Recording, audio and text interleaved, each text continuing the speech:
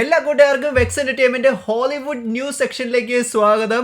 ഈ ആഴ്ചയിലേക്ക് നമ്മൾ നോക്കാൻ പോണ ഹോളിവുഡിൽ എന്തൊക്കെ പുതിയ കാര്യങ്ങളാണ് നമുക്ക് ലഭിച്ചിട്ടുള്ള ന്യൂസ്, അപ്ഡേറ്റ്സ്, കോൺട്രവേഴ്സി, അതിൻ്റെയൊക്കെ മൊത്തം റൗണ്ടപ്പ് ആണ് നമ്മൾ എന്താണെങ്കിൽ ഇന്ന് ഈ ഒരു വീഡിയോയിൽ നോക്കാൻ പോണേ. അപ്പോൾ കൂടുതൽ കാര്യങ്ങൾ പറഞ്ഞ് ലാഗ് അടിപ്പിക്കാതെ ലെറ്റ്സ് ഗെറ്റ് റോളിംഗ്. സോ വീഡിയോയിലേക്ക് കിടക്കുന്നതിന് മുമ്പ് നമുക്ക് എന്താണെങ്കിലും ഒരു നിമിഷം കാൾ വെതേഴ്സ് എന്ന് പറഞ്ഞിട്ടുള്ള ഒരു ലെജൻഡറി ആക്ടറിനെ നമുക്ക് ഓർമ്മിക്കാം. കാരണം എന്ന് പറഞ്ഞാൽ റീസെന്റ് പുള്ളിക്കാരൻ പാസ്ഡ് അവേ ആയിട്ടുണ്ടായിരുന്നു. ആൻഡ് കാൾ വെതേഴ്സിനെ കുറിച്ച് ഞാൻ പറയുകയാണെങ്കിൽ എൻ്റെ മെമ്മറീസ് അത് അഫ്കോഴ്സ് റോക്കി സിനിമയാണ്, അതുകൂടാതെ തന്നെ പ്രെഡേറ്റർ, പിന്നെ റീസെൻ്റ്ലി നമ്മൾ പുള്ളിക്കാരനെ മാൻഡലോറിയൻ സീരീസിലെല്ലാം നമ്മൾ കണ്ടിട്ടുണ്ടായിരുന്നു. ഞാൻ ഇത്രയും പറയുന്നുള്ളൂ, പ്രെഡേറ്ററിലെ ആ ഒരു അർണോൾഡ് ആയിട്ടുള്ള ആ ഒരു ഐക്കോണിക് സീന്, രണ്ടുപേരും വന്നിട്ട് ഇങ്ങനെ ആദ്യം മീറ്റ് ചെയ്യുമ്പോഴത്തേ ആ ഒരു പഞ്ച് പിടിച്ചിട്ട് മസിലൊക്കെ കടിയുന്ന സീന്, അത് നമുക്ക് ആർക്കും മറക്കാൻ പറ്റില്ല. നിങ്ങളൊരു പ്രെഡേറ്റർ ആ ഒരു സമയത്ത് പോലെ നിങ്ങൾക്ക് ഈ ഒരു ആക്ടറിനെ അറിയാമെങ്കിൽ. പിന്നെ റോക്കിയെ കുറിച്ച് ഞാൻ പറയുന്നില്ല, അപ്പോളോ ക്രീഡ് എന്ന് പറഞ്ഞിട്ടുള്ള ആ ഒരു ക്യാരക്ടർ നമുക്ക് അറിയാവുന്ന ഒരു കാര്യം തന്നെയാണ്. ആൻഡ് റീസെൻ്റ്ലി മാൻഡലോറിയനിലെല്ലാം നമ്മൾ കണ്ടിട്ടുണ്ടായിരുന്നു, നല്ലൊരു ആക്ടർ തന്നെയായിരുന്നു. Rest in peace. സോ ഇനി ഇത് നമുക്ക് മാറ്റി വെച്ചിട്ട് നമുക്കിനി ബാക്കിയുള്ള ഹോളിവുഡ് ന്യൂസിലേക്ക് പോകാം. അതിനകത്ത് ആദ്യം തന്നെ എടുത്തു പറയേണ്ട കാര്യം, യെസ്, സോണിയുടെ മാഡം വെബ് എന്താണെങ്കിലും അടുത്ത ആഴ്ച റിലീസ് ചെയ്യാൻ പോകുന്നത്. 16-ാം തീയതിയാണ് നമ്മുടെ ഇന്ത്യയിൽ ഈ സിനിമ റിലീസ് ചെയ്യാൻ പോകുന്നത്.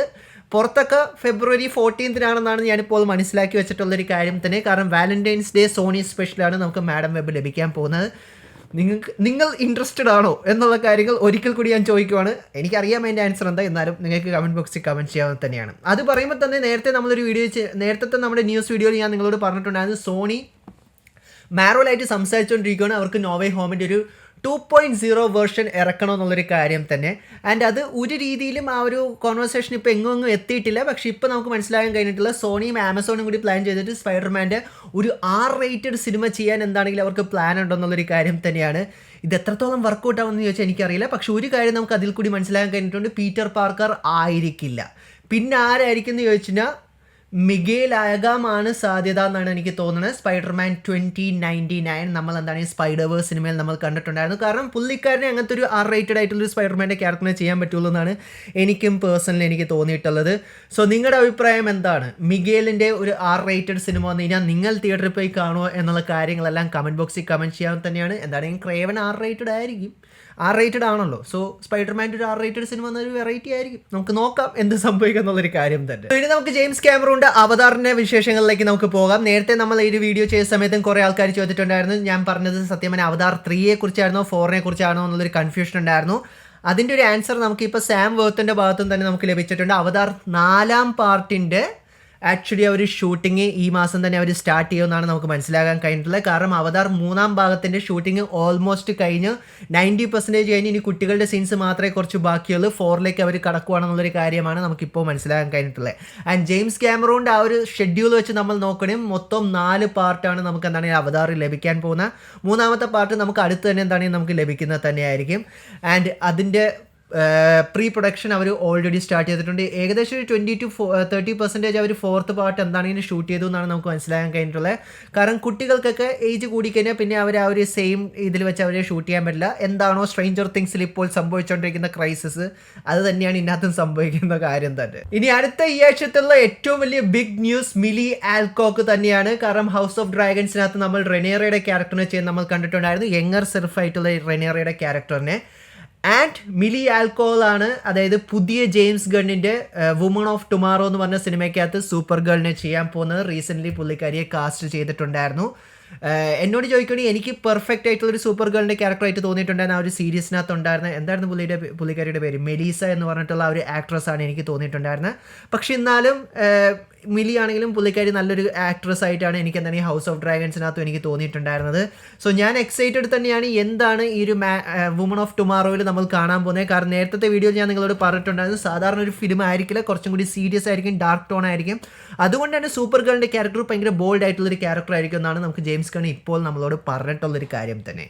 അത് പറയുമ്പോൾ തന്നെ നമുക്ക് സൂപ്പർമാൻ ലെഗസിയെക്കുറിച്ചും വേറെ കുറേ പുതിയ കാര്യങ്ങൾ ജെയിംസ് ഗണ്ണിൻ്റെ ഭാഗത്ത് നമുക്ക് മനസ്സിലാക്കാൻ കഴിഞ്ഞിട്ടുണ്ട്. മറ്റൊന്നുമല്ല, റീസെൻ്റ്ലി ഇതുവരെ പുള്ളിക്കാരൻ വരച്ച് തീർത്തിട്ടുള്ള 2-3 സ്റ്റോറി ബോർഡ് നമുക്ക് കാണിച്ചു തന്നിട്ടുണ്ടായിരുന്നു. ഇപ്പം നിങ്ങൾ കാണുന്നതാണ് സ്റ്റോറി ബോർഡ്. എനിക്കറിയാം നമ്മൾ LKG ഇതിനേക്കാളും നന്നായിട്ട് ഡ്രോയിങ് വരയ്ക്കുന്ന ആൾക്കാരുണ്ട്. പക്ഷേ never judge a book by its cover എന്നാണ് എനിക്ക് പറയാനുള്ളത്. കാരണം നമ്മൾ ജെയിംസ് ഗണ്ണിനെ പുച്ഛിച്ച സ്ഥലത്തൊക്കെ ജെയിംസ് ഗൺ ആക്ച്വലി തെളിയിച്ച് കാണിച്ചു തന്നിട്ടുണ്ട് എത്രയും കിഡിലനായിട്ടുള്ള ഫിലിം മേക്കറാണ് പുള്ളിക്കാരൻ എന്നുള്ളൊരു കാര്യം. അതിൻ്റെ ഏറ്റവും വലിയൊരു എക്സാമ്പിൾ തന്നെയാണ് ഗാർഡിയൻസ് ഓഫ് ഗാലക്സി, ആ ഒരു ഫ്രാഞ്ചൈസ് തന്നെ. സോ അതുകൊണ്ട് തന്നെ നമുക്ക് എക്സ്പെക്റ്റ് ചെയ്യാം നല്ലൊരു സിനിമ ആകട്ടെ എന്താണെങ്കിലും സൂപ്പർമാൻ ലെഗസി എന്നുള്ളൊരു കാര്യം തന്നെ. നിങ്ങളുടെ അഭിപ്രായങ്ങൾ എന്താണ്? ഡി സിയെ കുറിച്ചിട്ടുള്ള പുതിയ കാര്യങ്ങൾ എന്താണ്? ഈ ഒരു ഡി സി എക്സ്റ്റൻഡഡ് യൂണിവേഴ്സിനേക്കാളും നല്ലതാകുമോ ഇല്ലയോ എന്നുള്ള കാര്യങ്ങളെല്ലാം നിങ്ങൾക്ക് കമൻറ്റ് ബോക്സിൽ കമൻറ്റ് ചെയ്യാതാണ്. ഇനി നിങ്ങൾക്ക് അധികം ആൾക്കാർക്ക് അറിയില്ലെങ്കിൽ തന്നെ നമുക്ക് ഇതേപോലെ തന്നെ മാർവലും അതുകൂടാതെ തന്നെ ഡി സിയുടെയൊക്കെ സിനിമാറ്റിക് യൂണിവേഴ്സ് വന്നതുപോലെ തന്നെ നമുക്ക് സത്യം പറഞ്ഞാൽ യൂണിവേഴ്സൽ പിക്ചേഴ്സിൻ്റെ ഭാഗത്തുനിന്ന് നമുക്കൊരു ഡാർക്ക് യൂണിവേഴ്സ് നമുക്ക് ലഭിച്ചിട്ടുണ്ടായിരുന്നു. പക്ഷേ അതിനകത്ത് എത്ര സിനിമ ഉണ്ടെന്ന് വെച്ചാൽ ഒരു സിനിമ നമുക്ക് ലഭിച്ചിട്ടുണ്ടായിരുന്നുള്ളൂ. കാരണം അവർക്ക് വലിയൊരു സ്ലൈറ്റ് അവർ പ്ലാൻ ചെയ്ത് വെച്ചിട്ടുണ്ടായിരുന്നു ഈ ഒരു മോൺസ്റ്റേഴ്സിനെ വെച്ച് തന്നെ. അതിൻ്റെ സ്റ്റാർട്ടിങ്ങിൽ തന്നെ നമുക്ക് കിട്ടിയിട്ടുണ്ടായിരുന്ന സിനിമയായിരുന്നു ടോം ക്രൂസിൻ്റെ മമ്മി. ഒരിക്കലും ടോം ക്രൂസിൻ്റെ മമ്മി ബ്രണ്ടൻ ഫേസറിൻ്റെ മമ്മിയെ ബീറ്റ് ചെയ്യാൻ പോകില്ല, അത് നമുക്ക് അറിയാവുന്നത് തന്നെയായിരുന്നു. അതുകൊണ്ട് തന്നെ ബോക്സ് ഓഫീസിൽ തന്നെ ആ ഒരു സിനിമ ഫ്ലോപ്പായിരുന്നു. അങ്ങനെയായിരുന്നു, അതായത് യൂണിവേഴ്സൽ പിക്ചേഴ്സിൻ്റെ ആ ഒരു ഡാർക്ക് യൂണിവേഴ്സ് എന്താ മുളയിലെ നുള്ളിക്കളഞ്ഞത് എന്ന് തന്നെ പറയാൻ പറ്റും. ആൻഡ് ഇപ്പോൾ നമുക്ക് മനസ്സിലാക്കാൻ പറ്റുന്നൊരു കാര്യം എന്ന് പറഞ്ഞാൽ യൂണിവേഴ്സൽ പിക്ചേഴ്സ് ഈ പറയുന്ന ഡാർക്ക് യൂണിവേഴ്സിന് വേണ്ടി അവർ കുറേ കാശ് മുടക്കിയിട്ടുണ്ടായിരുന്നു. അതുകൊണ്ട് തന്നെ അവരൊരു ഡിസ്നിയുടെ തീം പാർക്ക് പോലെ യൂണിവേഴ്സൽ സ്റ്റുഡിയോസ് ഒരു തീം പാർക്ക് ക്രിയേറ്റ് ചെയ്യാൻ പോകുന്നുള്ളൊരു ന്യൂസാണ് നമുക്കിപ്പോൾ ലഭിച്ചിട്ടുള്ളത്. അതിനി എത്രത്തോളം സക്സസ് ആവും എന്നുള്ളൊരു കാര്യം നമുക്ക് കണ്ടറിയണം. സോ ഇനി നമ്മൾ ഈ ആഴ്ചത്തെ ഗെയിമിങ്ങിലേക്ക് നോക്കിക്കഴിഞ്ഞാൽ ആദ്യം തന്നെ എടുത്ത് പറയേണ്ടത് തന്നെയാണ് suicide squad kill justice league എന്ന് പറഞ്ഞിട്ടുള്ള റോക്ക് സ്റ്റഡിയുടെയും അതുകൂടാതെ തന്നെ വാർണർ ബ്രോസിൻ്റെയും ഗെയിമിനെ കുറിച്ചിട്ടുള്ളൊരു കാര്യം. ഞാൻ ഇതിന് വേണ്ടിയിട്ട് ഒരു ഡെഡിക്കേറ്റഡ് ഡി സി വീഡിയോ ചെയ്യാമെന്നാണ് ഞാൻ വിചാരിച്ചിട്ടുണ്ടായത്. നിങ്ങൾക്ക് ആഗ്രഹമുണ്ടെങ്കിൽ നിങ്ങൾക്ക് താഴെ കമൻറ്റ് ബോക്സിൽ കമൻറ്റ് ചെയ്യാതെ തന്നെയാണ് എങ്ങനെയാണ് ഡി സിയെ തന്നെ കൊല്ലുന്നത് എന്നുള്ളൊരു പ്രമിസസ് ആണ് ഞാൻ ചെയ്യാൻ ഉദ്ദേശിക്കുന്നത്. നിങ്ങളുടെ അഭിപ്രായങ്ങൾ നിങ്ങൾക്ക് കമൻറ്റ് ബോക്സിൽ കമൻറ്റ് ചെയ്യാം. കാരണം എന്ന് പറഞ്ഞാൽ ഈ ഗെയിം ആക്ച്വലി നമുക്കറിയാം റോക്ക് സ്റ്റഡി സ്റ്റുഡിയോസ് ആണ് ആർക്കം ഫ്രാഞ്ചൈസി ഉണ്ടാക്കിയിട്ടുണ്ടായിരുന്നത്. സോ അതുകൊണ്ട് തന്നെ ഏതൊരു ഗെയിമറിനും റോക്ക് സ്റ്റഡി സ്റ്റുഡിയോസിൽ നിന്ന് ഒരു ഗെയിം വരുമെന്ന് കേൾക്കുമ്പോഴത്തേക്കും നമ്മൾ നല്ല രീതിയിൽ തന്നെ എക്സൈറ്റഡ് ആകും. കാരണം Arkham franchise one of the കിഡിലൻ ആയിട്ടുള്ളൊരു ബാറ്റ്മാൻ സ്റ്റോറി ലൈനാണ് നമുക്ക് എന്താണ് കാഴ്ചവെച്ച് തന്നിട്ടുണ്ടായിരുന്നത്. സോ അതിൻ്റെയൊക്കെ ഓപ്പോസിറ്റ് ആയിട്ടുള്ളൊരു ലൈവ് സർവീസ് ഗെയിമാണ് ഫോർട്ട്നൈറ്റ് ഒക്കെ പോലെ അല്ലെങ്കിൽ പബ്ജി ഒക്കെ പോലത്തെ ഒരു ഗെയിമാണ് നമുക്ക് എന്താണെങ്കിലും ഇപ്പോൾ ഈ ഒരു സൂയിസൈഡ് സ്ക്വാഡ് കിൽ ജസ്റ്റിസ് ലീഗിൽ നമുക്ക് കാണാൻ കഴിഞ്ഞിട്ടുള്ളത്. കുറച്ചും കൂടി ആക്യുറേറ്റ് ആയിട്ടുള്ളൊരു പേരെന്താണെന്ന് വെച്ചാൽ സൂയിസൈഡ് സ്ക്വാഡ് കിൽഡ് DC എന്നാണെന്നാണ് എനിക്ക് പേഴ്സണലി തോന്നിയിട്ടുണ്ടായിരുന്നത്. എന്താണെങ്കിലും നല്ല ദുരന്തമായി പോയിട്ടുണ്ടായിരുന്നു, പറഞ്ഞിട്ട് കാര്യമില്ല. ഇറ്റ് ഹാപ്പൻസ്, മനസ്സിലായോ? സോ ഇനി നമുക്ക് മാർവലിൻ്റെ അപ്കമിങ് സീരീസ് ആയിട്ടുള്ള ഡെയർഡെവിൾ ബോൺ അഗൈനെ കുറിച്ച് വേറെയും കുറേ പുതിയ ന്യൂസ് എല്ലാം നമുക്ക് കിട്ടിയിട്ടുണ്ടായിരുന്നു. അതിനകത്ത് എടുത്ത് പറയേണ്ടത് തന്നെയാണ് നേരത്തെ ന്യൂസ് ഞാൻ നിങ്ങളോട് പറഞ്ഞിട്ടുണ്ടായിരുന്നു, ഫോഗിങ് കാരനും തിരിച്ചു വരും, അതായത് ഈ ഒരു സീരീസിൽ എന്നുള്ളൊരു കാര്യം തന്നെ. ആൻഡ് അവർ തിരിച്ചു വരും, പക്ഷെ എന്നാലും അധികം ഉണ്ടാവില്ലെന്നാണ് നമുക്ക് മനസ്സിലാക്കാൻ കഴിഞ്ഞിട്ടുള്ളത്. കാരണം അവരെ തിരിച്ചു കൊണ്ടുവന്ന് തന്നെ ഓൺ സ്ക്രീനിൽ കൊന്നുകളയാനാണെന്നുള്ളൊരു കാര്യമാണ് നമുക്കിപ്പോൾ എല്ലാ ലീക്സിൽ കൂടി നമുക്ക് മനസ്സിലാക്കാൻ കഴിഞ്ഞിട്ടുള്ളത്. കാരണം എന്നാൽ മാത്രമേ ആ ഒരു സീരീസിന് നല്ലൊരു വെയിറ്റേജ് ഡെയർഡെവിളിൻ്റെ ക്യാരക്ടറിന് കൊടുക്കാൻ സാധിക്കുള്ളൂ. അതിന് വേണ്ടിയാണ് അവരെ കൊണ്ടുവരുന്നതെന്നാണ് നമുക്കിപ്പോൾ മനസ്സിലാക്കാൻ കഴിഞ്ഞിട്ടുള്ളൊരു കാര്യം തന്നെ.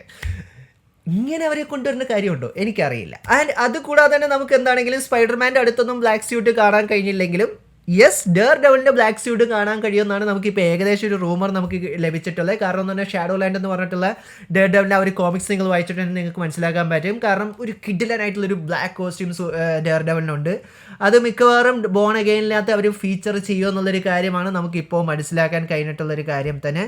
സോ നമുക്ക് നോക്കാം. എന്താണെങ്കിലും കുറേയധികം ഇതിൻ്റെ റീറൈറ്റ്സും കാര്യങ്ങളെല്ലാം നമുക്ക് കാണാൻ കഴിഞ്ഞിട്ടുണ്ട്. എങ്ങോട്ടേക്കാണ് ഇവർ പോകുന്നത് എന്നുള്ളൊരു കാര്യം നമുക്ക് എന്തായാലും കണ്ടറിയാം. സോ അടുത്തായിട്ട് നമുക്ക് ക്യാപ്റ്റൻ അമേരിക്കയുടെ പുതിയ സിനിമയെ കുറിച്ചിട്ടുള്ള കുറേയധികം പുതിയ അപ്ഡേറ്റ്സ് നമുക്ക് ലഭിച്ചിട്ടുണ്ട്. അതിനകത്ത് എടുത്ത് പറയേണ്ട ഒരു കാര്യം എന്താണെന്ന് വെച്ചാൽ സിനിമ വീണ്ടും റീഷൂട്ടിന് പോകാന്നുള്ളൊരു കാര്യം തന്നെയാണ്. അത് മാർവലിനെ സംബന്ധിച്ച് അതൊരു പുതുമയായിട്ടുള്ളൊരു കാര്യമായിട്ട് എനിക്ക് തോന്നുന്നില്ല.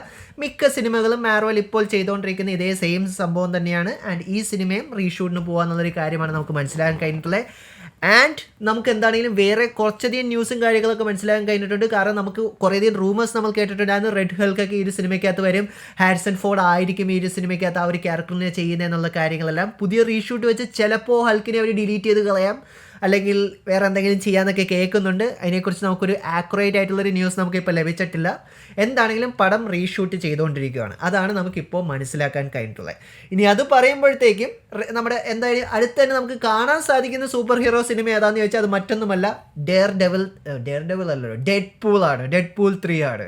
ആൻഡ് ഡെഡ്പൂൾ 3യെ കുറിച്ചിട്ടുള്ള ഏറ്റവും വലിയൊരു അപ്ഡേറ്റ് എനിക്ക് ലഭിച്ചിട്ടുള്ളതെന്ന് പറഞ്ഞാൽ സൂപ്പർ ബോൾ അടുത്ത് വന്നുകൊണ്ടിരിക്കുക തന്നെയാണ്. നമുക്ക് എന്താണെങ്കിലും ഈ അടുത്ത് വരുന്ന ദിവസങ്ങളിൽ തന്നെ നമുക്ക് എന്താണെങ്കിലും ഡെഡ്പൂൾ 3ൻ്റെ ട്രെയിലർ നമുക്ക് ലഭിക്കുന്നത് തന്നെയായിരിക്കും. ഫസ്റ്റ് ടീസർ ട്രെയിലർ ആയിരിക്കും നമുക്ക് ലഭിക്കാൻ പോണേ. അത് കൂടാതെ തന്നെ റീസെൻ്റ്ലി ആർഗേൽ എന്ന് പറഞ്ഞൊരു സിനിമ ഇറങ്ങിയിട്ടുണ്ടായിരുന്നു. അതിൻ്റെ ഡയറക്ടറായിട്ടുള്ള മാത്യു വാഗ് പുള്ളിക്കാരൻ്റെ സിനിമ, അതായത് ഈ ഡെഡ്പൂൾ 3യെ കുറിച്ച് വേറെ കുറേയധികം പുതിയ ന്യൂസ് ലഭിച്ചിട്ടുണ്ടായിരുന്നു. ആൻഡ് ആർഗെയിലിൻ്റെ പ്രീമിയറിനകത്ത് പുള്ളിക്കാരൻ ഇൻ്റർവ്യൂവിനകത്ത് ഡെഡ്പൂൾ 3യെ കുറിച്ച് പറഞ്ഞിട്ടുണ്ടായിരുന്നു. സ്വന്തം സിനിമ പ്രൊമോട്ട് ചെയ്യുന്നില്ല, പക്ഷേ എന്നാലും ഡെഡ്പൂൾ 3 ആണ് പുള്ളിക്കാരൻ പ്രൊമോട്ട് ചെയ്തിട്ടുണ്ടായിരുന്നത്. ആർഗെയിൽ നമ്മൾ എന്താണ് റിവ്യൂ ചെയ്ത സിനിമയാണ്, നിങ്ങൾ കണ്ടില്ലെങ്കിൽ ഞാനിവിടെ മെൻഷൻ ചെയ്തേക്കാം, സോ നിങ്ങൾക്ക് കണ്ടു നോക്കാവുന്നത് തന്നെയാണ്.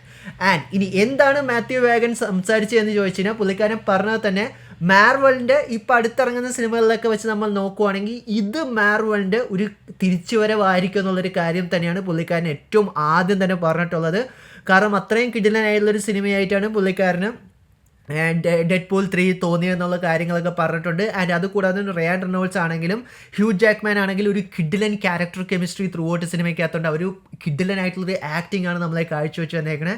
സോ അതുകൊണ്ട് തന്നെ എല്ലാ രീതിയിലും നമ്മൾ നോക്കുവാണെങ്കിൽ എൻഡ് ഗെയിമിന് ശേഷം മാർവൽ ഉയർത്തെഴുന്നേക്കുന്ന ഒരു സിനിമയായിരിക്കും ഡെഡ്പൂൾ 3 എന്നാണ് മാത്യു വാഗൻ്റെ അഭിപ്രായത്തിൽ കൂടി നമുക്ക് മനസ്സിലാക്കാൻ കഴിഞ്ഞിട്ടുള്ളത്. പുള്ളിക്കാരൻ്റെ ആർഗെയിൽ സിനിമയെക്കാളും കൂടുതൽ പ്രൊമോട്ട് ചെയ്ത ഡെഡ്പൂൾ 3 ആണ്. അതെന്തുകൊണ്ടാണെന്ന് വെച്ചാൽ എനിക്കൊരു ഐഡിയ ഇല്ല. സോ ഇതാണ് നമുക്ക് മനസ്സിലാക്കാൻ കഴിഞ്ഞിട്ടുള്ളത്. അതുകൂടാതെ തന്നെ പുള്ളിക്കാരൻ വേറൊരു കാര്യം കൂടി പറഞ്ഞിട്ടുണ്ടായിരുന്നു. ഡെഡ്പൂൾ 3 എന്നായിരിക്കില്ല സിനിമയുടെ പേര്, it's going to be Deadpool vs Wolverine. ഇതായിരിക്കും സിനിമയുടെ പേരെന്നാണ് നമുക്ക് മനസ്സിലാക്കാൻ കഴിഞ്ഞിട്ടുള്ളത്. ആൻഡ് റീസെൻ്റ്ലി നമുക്ക് ഈ ഒരു സിനിമയുടെ ട്രെയിലറിൻ്റെ സിനോപ്സിസും അതുകൂടാതെ തന്നെ സിനിമയുടെ സിനോപ്സിസ് ഒക്കെ ലീക്ക് ചെയ്തിട്ടുണ്ടായിരുന്നു. ആൻഡ് അതിനകത്ത് തന്നെ നമുക്ക് ഇപ്പോൾ ഏകദേശം ഒരു ചുരുക്കത്തിൽ ടീസർ ട്രെയിലറിൽ നമുക്ക് എന്ത് ലഭിക്കുമെന്ന് ചോദിച്ചു കഴിഞ്ഞാൽ ഡെഡ്പൂൾ എന്താ പറയേണ്ട ഒരു മിഡിൽ ലൈഫ് ക്രൈസിസിൽ നടക്കുന്നൊരു ഡെഡ്പൂളിനെ ആയിരിക്കും നമുക്ക് കാണാൻ സാധിക്കുന്നത്. അത് കൂടാതെ തന്നെ ലോഗൻ്റെ ചെറിയൊരു ടീസ് മാത്രമേ നമുക്ക് എന്താണ് ഈ ടീസറിൽ ലഭിക്കുള്ളൂ എന്നുള്ളൊരു കാര്യമാണ്. ബിക്കോസ് ഇറ്റ്സ് ടീസർ, അപ്പോൾ അതിൽ കൂടുതലൊന്നും നമ്മൾ പ്രതീക്ഷിക്കരുത്. സോ എന്താണെങ്കിലും ഇത്രയും കാര്യങ്ങൾ തന്നെയാണ് നമുക്ക് എന്താണെങ്കിൽ ഡെഡ്പൂൾ 3 അത് കൂടാതെ തന്നെ പുതിയ ഹോളിവുഡിൽ സംഭവിക്കുന്ന ന്യൂസ് കാര്യങ്ങളെക്കുറിച്ചൊക്കെ നമുക്ക് മനസ്സിലാക്കേണ്ടതുള്ളത്. ഞാൻ എക്സൈറ്റഡ് തന്നെയാണ് സൂപ്പർ ബോളിനകത്ത് ഏതൊക്കെ ട്രെയിലേഴ്സ് നമുക്ക് ലഭിക്കുക എന്നുള്ളൊരു കാര്യം കാണാൻ വേണ്ടി തന്നെ. നിങ്ങളുടെ അഭിപ്രായങ്ങളെല്ലാം നിങ്ങൾക്ക് താഴെ കമൻറ്റ് ബോക്സിൽ കമൻറ്റ് ചെയ്യാൻ തന്നെയാണ്. വീഡിയോ ഇഷ്ടപ്പെട്ട നിങ്ങൾക്ക് ലൈക്കും ഷെയറും ചെയ്യാൻ തന്നെയാണ്, ഇഷ്ടപ്പെടുന്നത് നിങ്ങൾക്ക് ഡിസ്ലൈക്ക് ചെയ്യാൻ തന്നെയാണ്. So stay safe guys, stay awesome, see you guys next episode.